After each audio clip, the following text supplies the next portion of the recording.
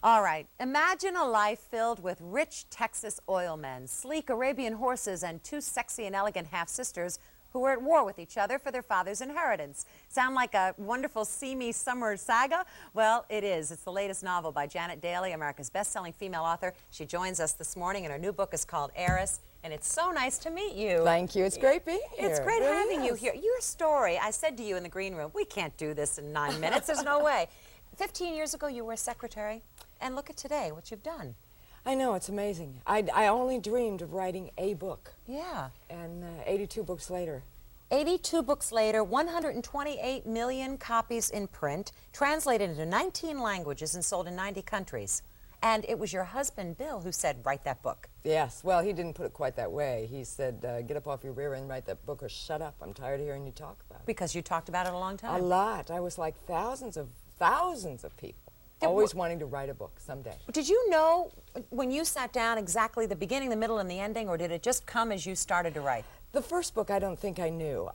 It's kind of hard to remember now. The first book, I was so furious at him for daring to say I couldn't do it, that I might not be capable, that I sat down to write the book to show him, by George, I could write a book. And you did it. And halfway through, I made this astonishing discovery I could write.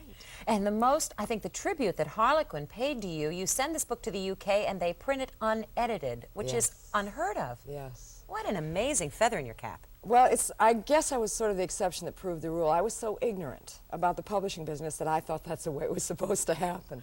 I didn't know I should have been rejected and should have done rewrites and should have done all Sometimes this. Ignorance is bliss because it doesn't hamper your enthusiasm. That's right. I have to read this. This is on a piece of paper, but this is from Janet's book. This is a passage. I don't know if I can get through this. Quivers of sheer pleasure danced along her nerve ends as he nibbled at her skin, taking exciting little love bites. I'm too embarrassed to look up at you. Desire seemed to throb through every inch of her body. It was like being consumed by a fever that heated every inch of her flesh. You do have a good time, don't you? Oh, I do. I do. As a matter of fact, Bill says he always knows when I'm in the middle of the love scene because I'm sitting at the typewriter and I'm smiling. Really? You really get into it, huh? I really get into it. You wrote an article for Harper's Bazaar on how sex had changed for you after age 40. Yes, yes. It opened it up, I think. You lose your inhibitions. I guess when you're 40, what else? I mean, let's live life Half of it's over. Yeah. So now we don't have to worry about what people think anymore. Really? And so it freed you up, yes, huh? Yeah. What did that do to your writing? Well, I think I tried other things. And I think I sort of saw more, like Heiress, the sister relationship. Sort of dealt with that a little bit more. Dealt with the little things other than that. Is there a message in your books like money doesn't buy happiness? Power doesn't buy happiness. I mean, I know that they're wonderful entertainment reading, and they're also very historical, which is great. They're filled with a lot of fact. But is there a message? If there is, it's not a deliberate one, although I guess it's obvious money doesn't buy happiness. You make your own happiness. I really believe that. I believe that nothing, no material object can give you happiness. You also do you have something. To have it inside. Yeah, you do something that's good. You don't mail bash. And a lot of women who write do that. Yeah, so men read your books. Yes. Yes, well, the characters, the male characters that I have in my book, every time I write a passage that's either from the man's point of view or something else, I always run it past my husband. And I say, good. Would a man really act like this? Would he really think like this? Am I getting him too sentimental? But it makes, I think, my men characters vulnerable. They're sensitive. They're strong, but they're sensitive. And they're good. And they're good. Basically good. Mm-hmm. Yeah. Some people have said Janet's too submissive. And when it comes to Bill, he cuts her hair. He says, write another book, it's time. Is that just press folly, or is there truth to that? There's truth to that. Bill and I make a great team. We have always worked together. And there's certain things that I'm good at, and there's certain things that he's good at. Now, if I waited until I was ready to start a book, I'd never write one. So he really pushes, huh? So he really gives me that deadline. I need somebody to set me a deadline. And without it, I probably couldn't produce. So he sets my deadline. And you know, the idea of producing, there must be a lot of pressure behind that. Now, you don't make that obvious, but is there another side to what goes on inside of an author? Yes, yes. There's the side that, you know, writing a lot of times feels like you open your wrists and you bleed under the paper. I'll bet. It's hard, and there's pressure. You know, when you're so blessed to have people buy your books simply because Janet Dailey has a new book, you owe them the best you can give them. And there's always that wanting the next book to be better than the last, and you know, you keep pushing yourself. The critics say that your work is very much like Edna Ferber or Michener, the combination of fiction and history and fact. Does that please you? Oh, considering Edna Ferber is my idol, I think if any one novelist has ever influenced me, it's Edna Ferber. I think every book she's ever written is fantastic.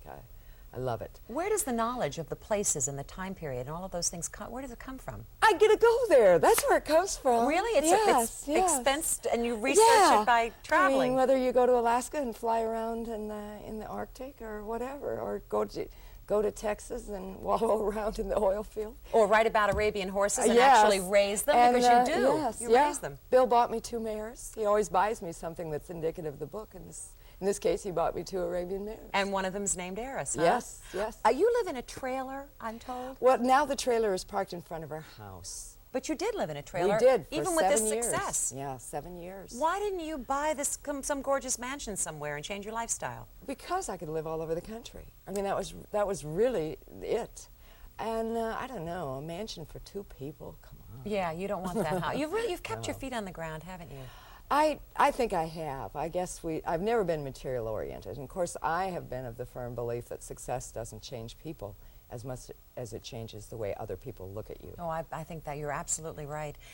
You're now working on miniseries work with Bill. Isn't he kind of collaborating? Oh, yes. Will he yes. produce? He will probably co-produce. As a matter of fact, I talked to him last night, and one of my novels, Touch the Wind, has just been optioned for a feature-length film. Terrific. Is that exciting? That is great. So, and of course, Silver Wings, Santiago Blue for miniseries. Will you be able to write the screenplay? Or will I that- won't write the screenplay. You don't want to? I don't want to write the screenplay. But aren't you worried that it'll consult. change a lot? I'm sure it will. I guarantee it will. Because the printed form is not the same as movie, so it's going to change. And all you can do is hope that they make it better. So you're not holding on to this thing you love with too tight a fist? No, but I do remind everybody, don't judge a book by its movie. Yeah, that's right. And if they don't match, don't worry, right? Right. Yeah. So what's next? What are you working on now?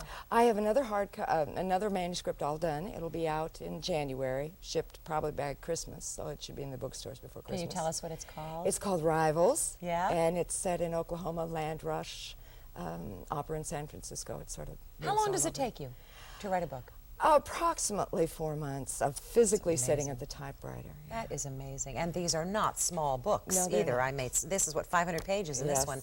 one. You have a theater and a restaurant, don't you? Right. For any music fans, or country music fans, I should say, Branson, Missouri, my hometown, is the country music show capital of the world. And you have Fantastic place. and you have a theater there. We have a theater there, yes. Where's the restaurant? Yes. It's there in Branson, too, a huge restaurant, a nightclub, 1,500 square foot dance floor, quarter-mile of brass. You know what's neat about you? You could be my neighbor. All You're right. a lady that I think every woman watching knows she could sit down and have coffee with and like talking to and get to Thank you. know. I love people. And it shows. Thank It's you. really nice, Janet, to meet you. And I've I mean enjoyed that. this. I think you deserve this success. And your writing is terrific. This is Janet's newest book. It is called Eris. And boy, if you want something fun to do and take yourself away to romance, this is it. Buy it. Thanks, Janet. Thank you. Enjoy your summer. Oh, I will. See you with the next book. All right. All right? Okay. When we come back, mothering adult children.